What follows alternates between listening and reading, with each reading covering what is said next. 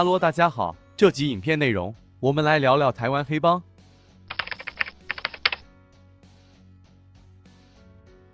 台湾黑帮亦可称为台湾黑道、黑社会、帮派、角头，是指在台湾从事非法活动的秘密组织。17世纪初期，明郑王朝时代就可能有天地会成员进入台湾，直到清朝时期，实际证实了天地会分子在台湾进行秘密的集会与活动踪迹。18世纪中到19世纪末，台湾清治时期时常发生严重的区域械斗，并逐渐开始在台湾划分出各地区域的在地势力。此时因地方官府势力彰显不佳，全台各地门阀士绅的势力强盛，所以往往是由械斗发起人进行组织团体。目前公认台湾第一个秘密团体是建立于1726年的父母会。19世纪末，台湾进入日本统治时期后，大多数秘密组织势力为之解散，少量留下来的帮派势力成为日本对付台湾人的工具，而其中也有一些组织势力因新的市街或商业形态逐渐形成而发展起来，并且继续以一方角头势力生存至今，如台北势力牛步帮、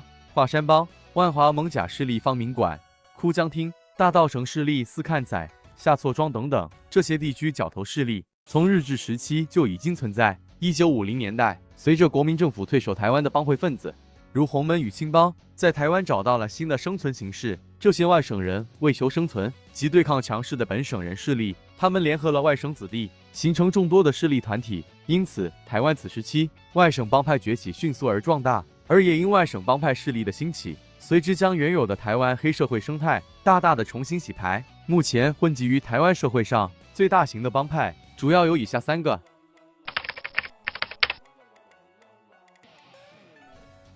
四海帮成立于1954年，以冯竹宇为首及一群学生共计10多人，于台湾大学农学院楼顶结拜，以《论语》的格言“四海之内皆兄弟也”订立帮名。最初四海帮成员仅在台北市西门町与台北车站一带活动。四海帮当时主要是一群逞强好斗且家境富裕与政党、政治、军队有关系的高官2代子弟所组成，多来自军校辍学生以及东方工商、大同中学、板桥中学、新庄中学等清一色眷村大学生及高中生。四海帮因为党政军2代背景的影响，可算是台湾黑帮之中首席，是具有完整组织与架构的黑帮。1960年代扩张迅速的四海帮被台湾情治单位视为监控以及扫荡的重点对象，直到1962年一度面临遭强制解散的危机，内部势力各自为政，敌对的黑帮势力竹联帮更趁这次机会大力抢夺四海帮原有的势力版图，取代了四海帮在古亭的活动，让四海帮一度在台湾黑道社会沉寂。1971年时期，四海帮新生代的年轻人伟明、刘伟明、大宝、陈永和、老哥蔡冠伦3人为首的领导下，再度复兴四海帮，多次与其他黑帮势力对抗，集合并各地黑社会势力，迅速重新扩大四海帮的版图。现今四海帮整体势力范围扩及全台湾，从北至南，以及日本、东南亚和美国等地，皆有其势力或关系势力。在台湾的核心成员约有1万人，海内外成员号称高达5万人。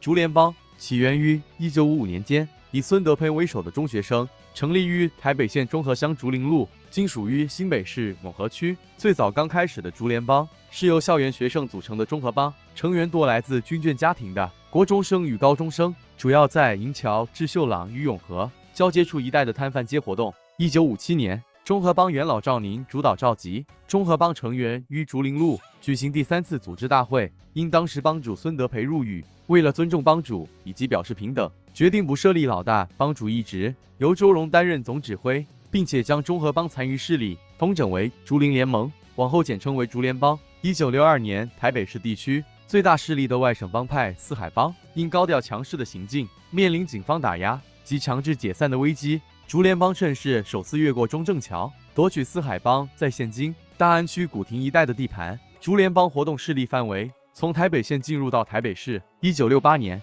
在帮内干部杨建平的授意下，由白狼张安乐为总护法，主持竹联帮在阳明山召开的会议，将组织编制扩大，尊崇陈其礼为大哥，并推举为总堂主，确立了堂口制度、分掌执事，大量吸收心血，扩大竹联帮的组织。目前竹联帮有超过70余个分堂与旁系分支，每个分堂皆设有堂主，为该分堂最高负责人。正式成员约有2万人，包含准成员、关系人、海外合伙人，号称有10万人之众。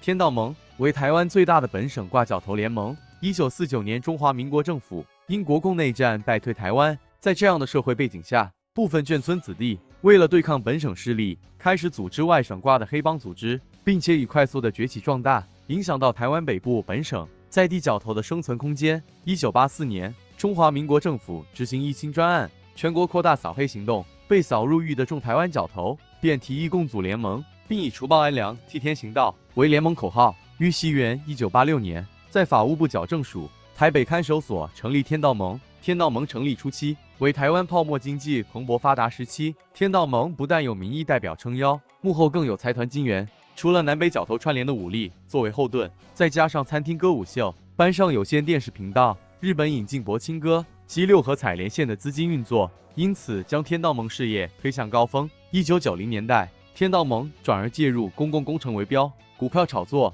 房地产、媒体报业，并成功介入全国的政治选举。现今天道盟势力相当可观，除了台湾地区外，天道盟在海外均有活动，包括美国、中国大陆、澳大利亚和东南亚等地。